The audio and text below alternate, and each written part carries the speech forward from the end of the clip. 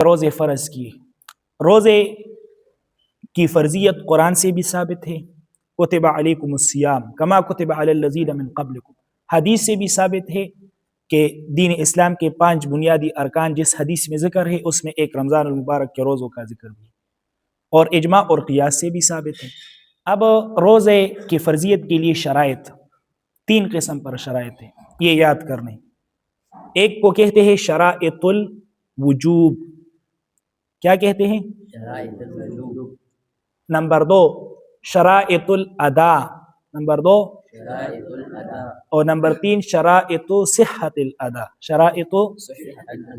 شرائط الوجوب یہ وہ شرائط ہے جس شخص میں یہ شرائط پائے جائیں گے اس پر روزہ رکھنا فرض ہوگا. نمبر 1 مسلمان ہو، نمبر 2 عاقل ہو، اور نمبر 3 بالغ ہو.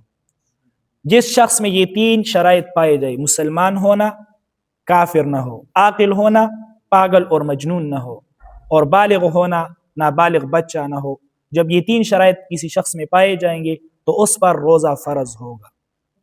شرائط الادا، ادا کے لیے شرائط، یعنی یہ ایسے شرائط ہے اگر یہ شرائط موجود ہو تو پھر روزہ رکھنا واجب ہوگا. اگر یہ شرائط نہ ہو تو روزہ تو فرض ہوگا لیکن روزے کا رکھنا فرض نہ ہوگا. روزہ تو فرض ہوگا لیکن روزے کا رکھنا فرض نہ ہوگا. اس کے ان شرائط میں سے پہلی شرط وہ صحت ہے. صحت، انسان صحت مند ہوگا تو اس پر روزہ رکھنا فرض ہوگا. اب ایک شخص رمضان میں بیمار ہے تو روزہ اس پر فرض ہے کہ نہیں فرض؟ کیوں نہیں فرض؟ روزہ تو فرض ہے لیکن روزہ رکھنا فرض نہیں ہے. اگر روزہ فرض نہیں ہے تو پھر بعد میں قضا کیوں لاتا ہے؟ قضا تو تب لائے گا نا جب روزہ فرض ہو.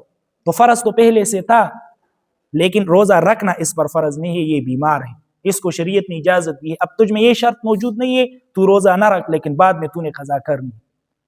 تو ایک شرط ہوئی صحت. نمبر 2 مقیم ہونا. ایک شخص مسافر ہے، اس پر روزہ تو فرض ہے لیکن روزہ رکھنا فرض نہیں ہے.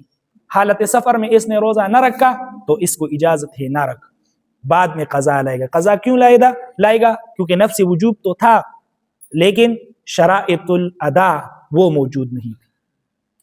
تو لہذا شرائط الادا 2 ہوئے، نمبر 1 صحت اور نمبر 2 مقیم ہوا.